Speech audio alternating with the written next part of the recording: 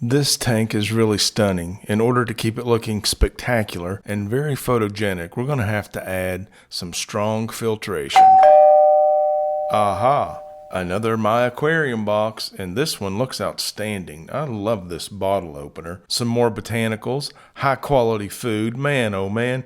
And what's this? Oh my goodness, another mega box win for the River Life YouTube channel. Thanks, My Aquarium box. Hashtag not sponsored. Thanks for tuning into this video. I think it's going to be a good one. I appreciate you being here. If you've not subscribed to the River Life YouTube channel yet, go ahead and hit that subscribe button. Think about sharing this with someone else if they like this type of content.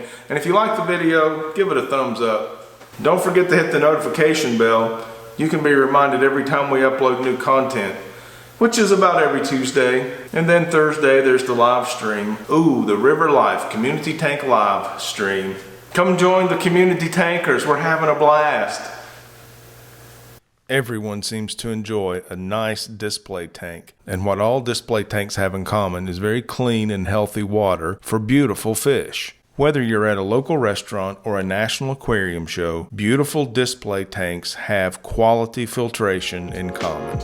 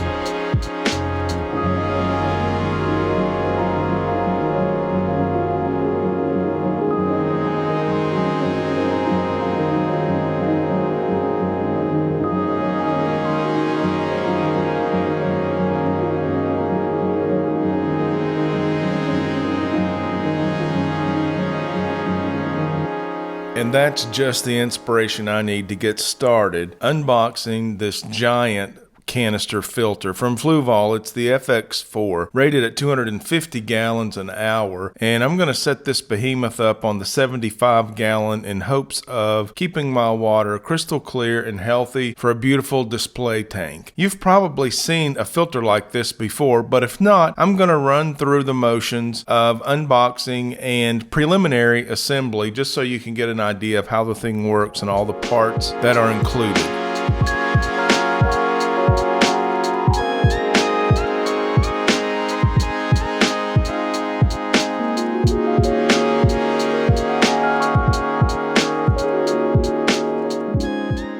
Prior to screwing on the lid, you should add a directed amount of water. I didn't add the water because it had to be moved over to the aquarium. I did take the lid off, add the water, put the lid back on before starting the pump. This is a macro system that's going to take care of a lot of water in a short period of time.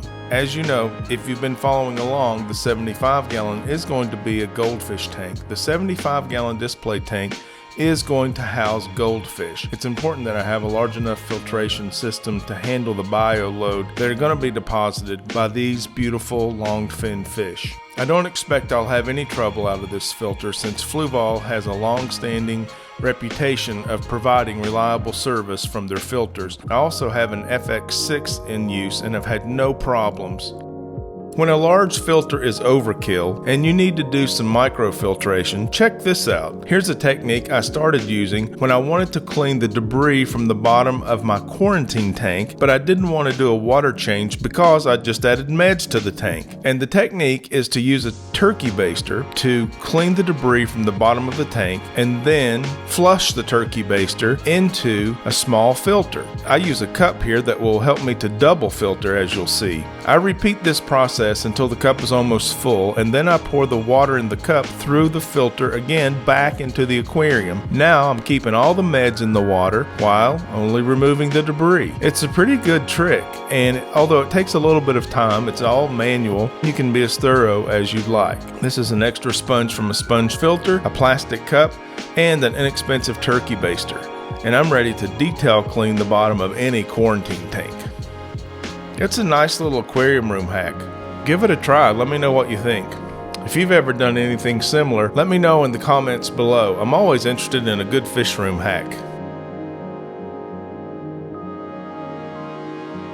And now back to this FX4. I've got this thing plugged into the 75-gallon and it fits nicely under the Marineland cabinet. I had to adjust the length of the hoses, but that allowed for some customization. It seems like this pump is going to get the job done. I like the way that I've got the hoses organized in the extreme corners of the tank. The intake reaches deep into the aquarium so I can draw water near the bottom of the water column, while I've got the output situated at the top of the aquarium so that the water flow mixes the water before it gets back into the intake. The articulated joints on the output nozzles make it easy to adjust the flow. Knowing that I'm going to have long-finned fishes in this aquarium, I removed one of the articulated knuckles so the pressure of the water flow was reduced. You can see this Aponogeton plant just flowing in the breeze of the water, if you will. This Anacharis has really gone downhill since I put it in this deep aquarium, and I'm hoping some water flow will help bring it back to its original vibrancy. So now, with filtration in place, we're ready to start the operation of this aquarium, and we've got just a little bit of tweaking to do. I do want it to be a 360-degree view, and I've got some cord management to take care of back here. That is a ground fault protected GFI power strip that I've got everything plugged into. It's just a little messy and unsightly if we're going to have access to the back of the aquarium. There's going to have to be some adjustments made. The filter fits very well under the aquarium, and as you can see from the front, it's completely concealed. Screening on the back is going to have to allow only for the hoses to come up from under the aquarium through the cabinet. The top view of the aquarium is much like any other aquarium. You can see with the air bubble wall, there's lots of accumulation of water droplets on the lid, which may inhibit a bit of the light from getting into the aquarium, and I'm not exactly sure how to combat that other than by lowering the water level and or reducing the amount of air bubbles. The front view is striking, and it makes this the favorite tank in the fish studio at this time. Can't wait to stock it with some beautiful fancy goldfish. When the Marineland light strip is used in night mode with only the blue lights on, it has a real special effect. We've come a long way since our 15-gallon mock-up size aquarium, and we've got a long way to go. But in the meantime, we're going to enjoy all of our aquariums and the experiences that we're accumulating along the way, especially with this showpiece of a 75-gallon. Here it's seen in its holiday regalia with the backlit screen in red and the plants backlit with a green light. You can play around with the lighting, especially for special occasions. I used this short clip on Instagram and it was a big hit. We've got some surprises coming up for this tank. I hope you'll stay tuned and stick around for updates and improvements as we go building the 75-gallon fancy goldfish tank. I'd also like to invite you to watch some of the other River Life YouTube channel videos, including this one, Small Fish, Huge Impact. Find out how fish keepers are saving the rainforest. Yeah, that's right. They're buying a fish and saving a tree. I'll put a link in the card above and the description below. And I'd like to invite you to the River Life YouTube channel, Community Tank Live, on Thursday nights at 10:30 p.m. Eastern. We have a lot of fun, and you're welcome to come on by. Thanks for watching this one, and I hope to see you again soon. Till then, why don't you get out there and see it, love it, and live it.